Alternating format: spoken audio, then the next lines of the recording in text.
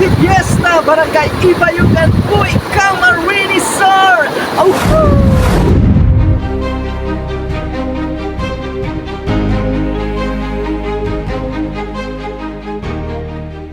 Hello guys, so nga taga-buhi. Yes! Well, ako taga-buhi man.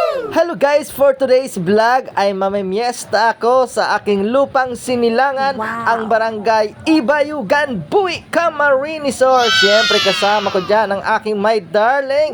So doon sa dulo na yon kami pupunta. So let's go guys!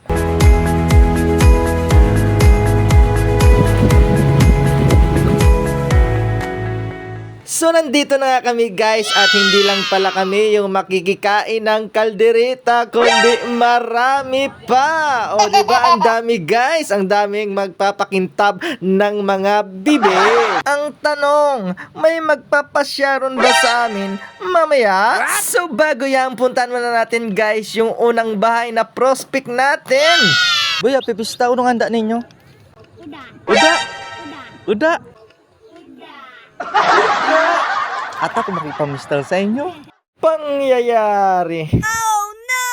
At napadaan nga kami dito guys sa chapel. Ang dami din palang tao dito na nag-attend ng mass. Wow. At heto guys ay dito isinasagawa yung mga sayawan. Ayan, lulusungin ang lahat. Makapamiesta lang.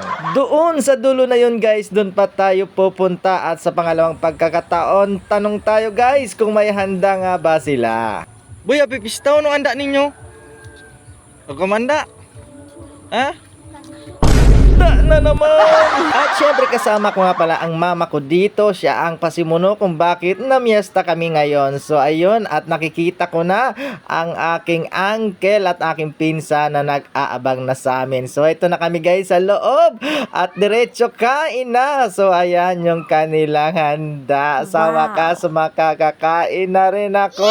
So hindi ko na nga guys na videohan yung unang first bite ko dahil sa tumgods na ako. So after namin kumain guys ay nagpaalam nga muna kami sa aking uncle at aking pinsan dahil may pupuntan pa kami. So ito nga pala guys yung kagagawa ng bagyong Christine. Nagkasira-sira na yung daan at tumambad na yung mga bato na galing sa bundok. Nasira na ang daan dito kaya dito na kami dumaan sa may tulay at hindi ko akalain na dadaanan din pala namin ang bahay ng pinsan ko. Syempre tinawag kami para kumain. O diba? So hindi na muna kami kumain dahil busog pa kami at napadaan ako dito sa may nyug na to at nagpa-video ako sa aking my darling para magsinti na muna. I remember years ago, someone told me I should take caution. Oops, tama na muna yan Leonardo sa pagsisinti mo at marami ka pang pupuntahan. Ayan, sugod mga kapatid! Lusong na naman sa tubig at malapit na tayo guys sa second prospect natin na pupuntahan. At heto na nga guys. So dito yung pangalang bahay na pupuntahan natin guys. Ayan, bahay ng pinsan ko yan. So ito nga at nagpaayahay muna tayo at nagpapakondisyon para ikondisyon ang ating tiyan.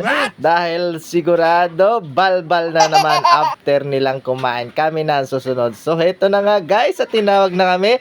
So ayan ang aking mami, yun ang aking auntie. Ayan, parang magkambal yan. So syempre punta na natin ang kanilang menu at ayan guys. So ang daming pagpipilian. So ipapakita ko sa inyo guys yung aking second bite. Ayan no, medyo konti-konti na lang yan guys dahil syempre busog-lusog na rin naman tayo So, na. ayan guys, shout out ko na lang mga pinsan ko muna di.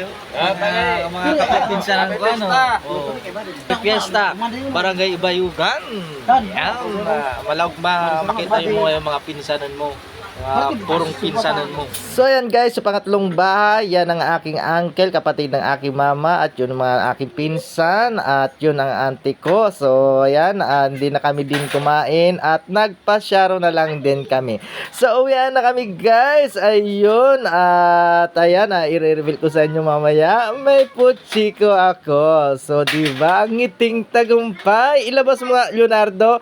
O, diba? So, gusto ko lang magpasalamat sa mga pinsan ko, sa mga uncle at auntie ko. Thank you so much sa inyong pasyaron sa amin. So, ito po ang inyong lingkod, Leonardo Basso Jr. Tagabuhi man.